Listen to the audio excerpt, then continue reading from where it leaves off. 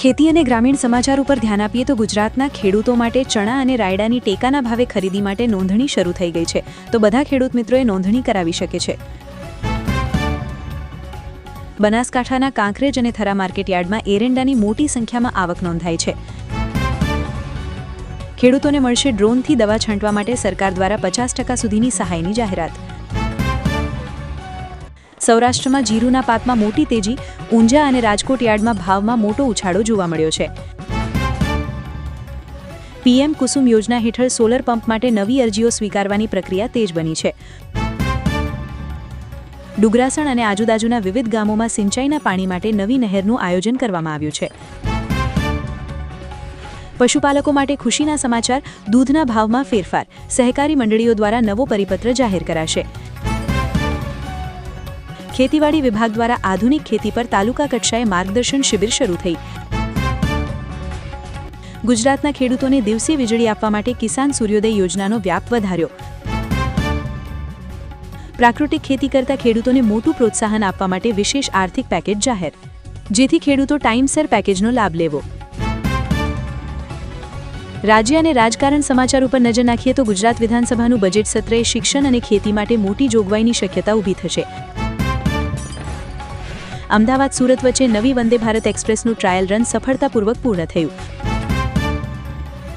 ગુજરાતના દરિયાકાંઠે બ્લુ ઇકોનોમીને વેગ આપવા કરોડોનું રોકાણ કરાશે. સ્માર્ટ સિટી મિશન હેઠળ અમદાવાદ અને વડોદરામાં નવા બ્રિજ બનાવવામાં આવશે, જેથી મોટી ટ્રાફિકમાંથી મુક્તિ મળશે. મુખ્યમંત્રી દ્વારા નમો લક્ષ્મી અને નમો સરસ્વતી યોજનાનું નિરીક્ષણ કરવામાં આવ્યું.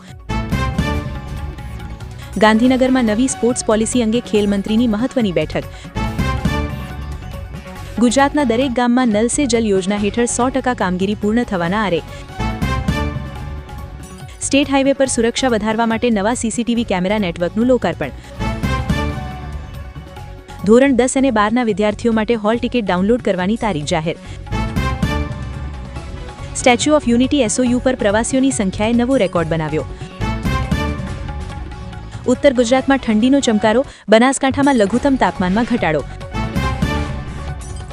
આગામી 48 કલાકમાં પવનની ગતિ વધવાની હવામાન વિભાગની આગાહી. બનાસકાંઠા જિલ્લાના અંતરિયાળ રસ્તાઓના નવીનીકરણ માટે બજેટ ફાળવાયું. સોમનાથ અને દ્વારકા યાત્રાધામોમાં યાત્રી સુવિધા વધારવા નવા પ્રોજેક્ટ્સ શરૂ.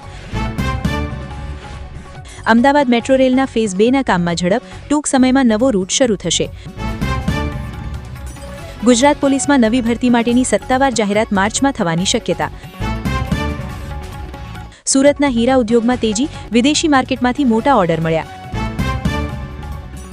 સ્ટાર્ટઅપ ગુજરાત હેઠળ નવા યુવા સાહસિકોને વ્યાજ સહાયની જાહેરાત. મહિલા ઉત્કર્ષ યોજનામાં ધિરાણની મર્યાદા વધારવાનો સરકારનો નિર્ણય. ડિજિટલ ગુજરાત પોર્ટલ પર હવે આવકના દાખલા સહિતના પ્રમાણપત્રો ઘરે બેઠા મળશે.